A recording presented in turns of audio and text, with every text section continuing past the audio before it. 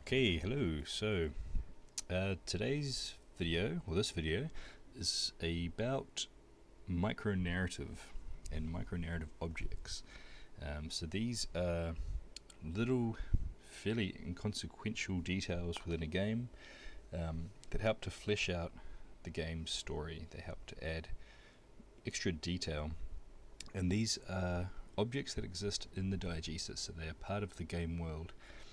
And to demonstrate how these can function and what they can do, we're going to take a look at Wolfenstein The New Order by id Software and produced by Bethesda. So we start off and we are at the moment in the hideout of the Resistance. And I think we're in London at the moment. And the basic story is that in World War II the Nazis have won the war, and we wake up in the 60s and Nazi Germany has occupied most of Europe, and America, I think, has been nuked or sort of destroyed. And this is our bunk. So we see, I think, some bottles of wine, so we're obviously having a few issues here. There's this little nod to the original Wolfenstein game, which is a little bit strange, I guess, but we'll move on from that. And we'll explore this hideout to get a sense of this world, Nazi-occupied London in the 60s. And basically everything that you can see here is contributing to the narrative in some way. Each little object has its own little story to tell, or it adds to the story. So at the moment we're in this tool shed space, and this is one of the enemies of the game. They're kind of robotic dogs, and we can see that one's been pulled apart, so the Resistance at some point has pulled one apart and tried to figure out how they work. So we'll move on from here, we'll go down.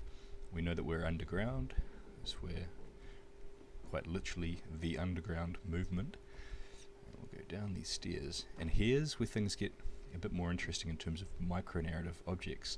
So these include things like these books, for example, and the paintings, which I'll get to in a second. But I had a look at some of the books, and they're all in German, so I had to translate a few of them. But the titles are things like traveling around the world and how to live a good life, and things like this. So enough detail has been put into the titles that you can look them up and find out what these books are about. And obviously for the Resistance, they're books about how to live a free life, how to be free, which in the world of Wolfenstein, Nazi Germany is not, or Nazi Europe I should say, is not a free place. And these paintings are a very clever little nod to the fact that Hitler hated modernist art. He hated artwork by Picasso and his contemporaries, because he found it barbaric and ugly. Hitler was all about the purity of the romantic image, or the classical image, classical sculptures and statues and so forth. So these paintings would have been banned, basically, so the Resistance has to have them and hide them in this space. So this is a really clever little nod to the fact that the Resistance, it represents freedom, and part of this freedom is the freedom to have this kind of artwork and this literature, these books. And then we can move over here and we see these little newspaper articles that we can then examine further, and we find out a bit more information about German forces in China, for example. And all of these little articles just help flesh out the narrative. It's information that's not in the gameplay or in the story itself through cutscenes or anything like that, but all of these articles, all of this extra information helps to flesh out this world and give us a better sense of our place within it. Here we have a shrine to all of the Resistance fighters that have died, so we start to feel like we are part of something bigger than just ourselves. Here's child's room. So this basically represents the future, right? And the future is children, so that's the significance of this. Now if I find my way downstairs, again, all of these things are, every little detail is adding to this,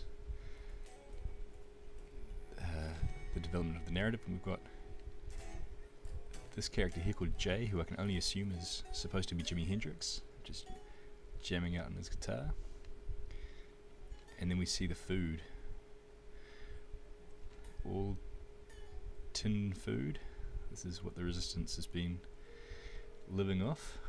It looks like sauerkraut. And then we even get these war posters, keep him bleeding, and of course propaganda was a huge part of the war effort. We're supposed to hear the tide is turning, so the fact that the Resistance has these posters after effectively the Allies have lost in this version of the war.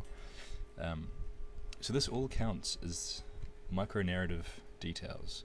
It's so rich, and if you take your time exploring it and looking at it closely, you get a real sense that this is a lived-in, real space with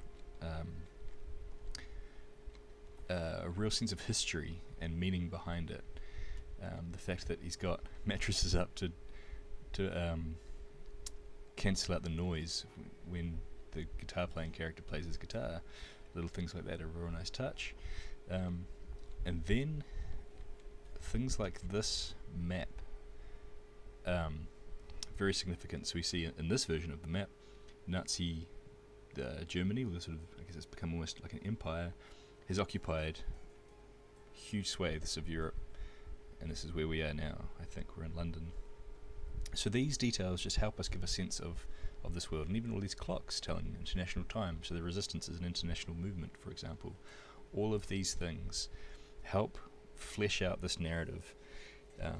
So in isolation, they don't mean all that much, but taken together with the gameplay, with the game's broader narrative, it really helps create a much deeper, stronger world. And even picking up letters like this that again help flesh out the world, and all of this is optional. So this is the key thing with micro-narrative objects. They're often almost always optional.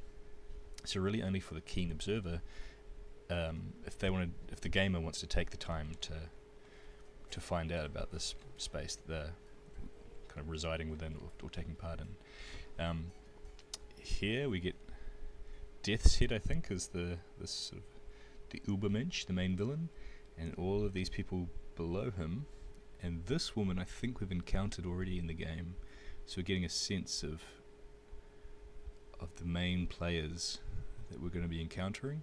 And then one of the news clippings mentioned that the Nazis had landed on the moon, and I'm pretty sure, I haven't got there yet, but I'm pretty sure that at the end of this game there's a level where we go to the moon and there's a Nazi base up there, and it's all a bit crazy.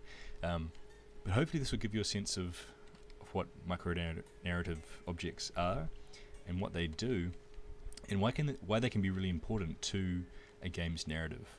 So you don't have to tell a story just through cutscenes or through characters talking. You can tell the player all sorts of things just by having objects listed about the place that help give them a sense of how the story is developing. So that's it. That's micro-narrative.